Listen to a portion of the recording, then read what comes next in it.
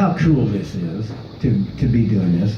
And it's not about money. Of course, we gotta make a dime for the people that allow us to use their room and their bar and their PA and their everything.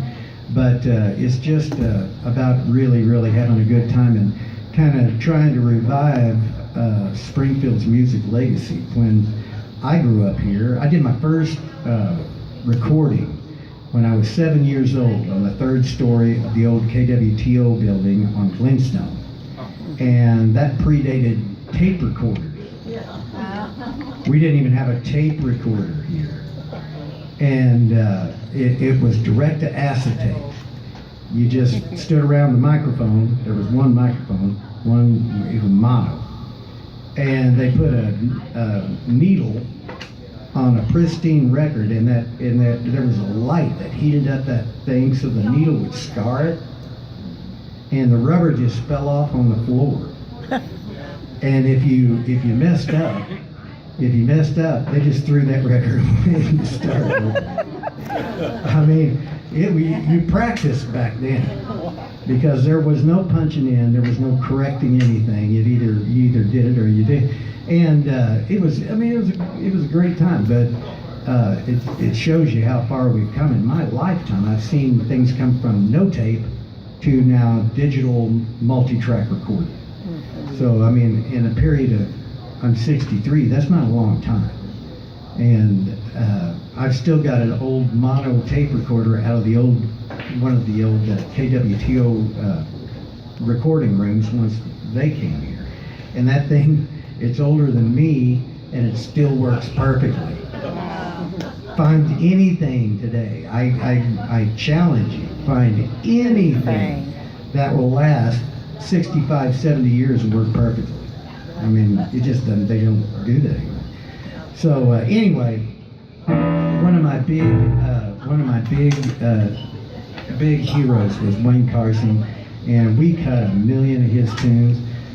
I can't even think of them all. And he wrote for B.J. Thomas, and he wrote "You Were Always on My Mind." I was actually in Nashville with him. We were doing demos of his songs, and he got in a fight with Bridget. They're both passed away now, but him and Bridget fought like cats and dogs, man. And to show you how long ago it was in a phone booth and on the street in Nashville, and Bridget was reading him a riot act, man.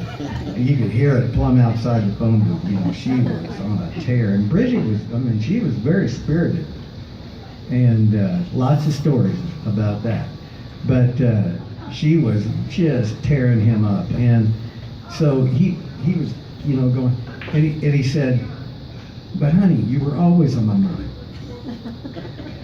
And then he walked out of the booth and said, "There's a song there." There was, too. It's a beautiful song, too. And so he wrote that. Sorry, many others. The Letter, Give Me a Ticket for an Aeroplane, You Ain't Got Time. All those, I Slide Up on Barstool Mountain.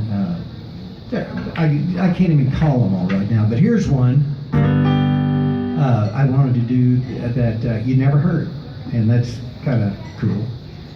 This was called Backdoor Man, and to my knowledge, this was never cut, but it was, every musician always loved the song, and I don't know for the life of me why it wasn't, but just never was. It's called Backdoor Man.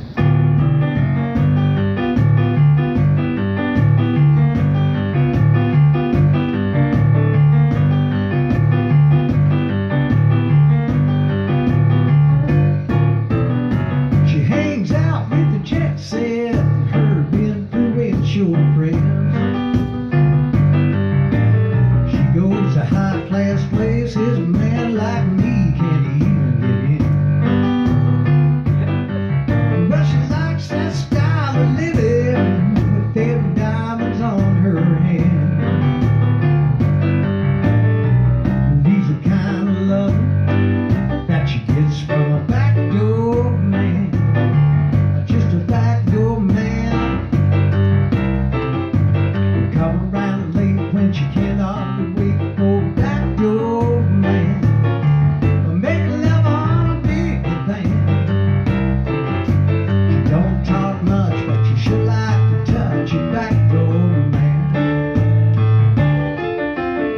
rich old man she married never could understand. With all of his money, he can't buy the honey that she gives to a backdoor man.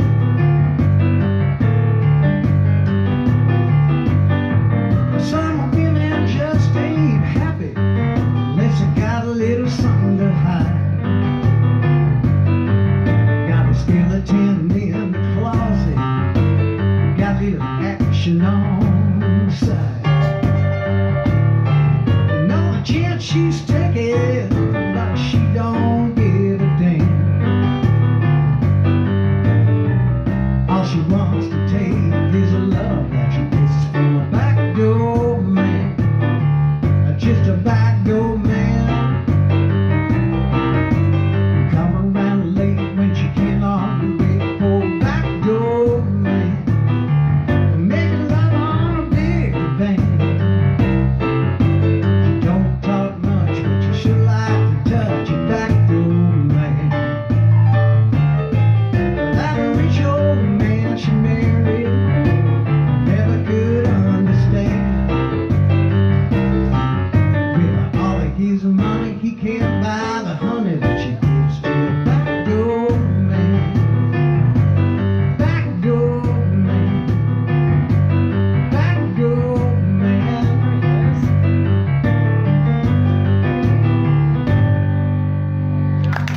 Thank you. Like I said, I didn't write that, but I'm going to write one by next week, Sarah. I promise you. You want to do a couple of tunes?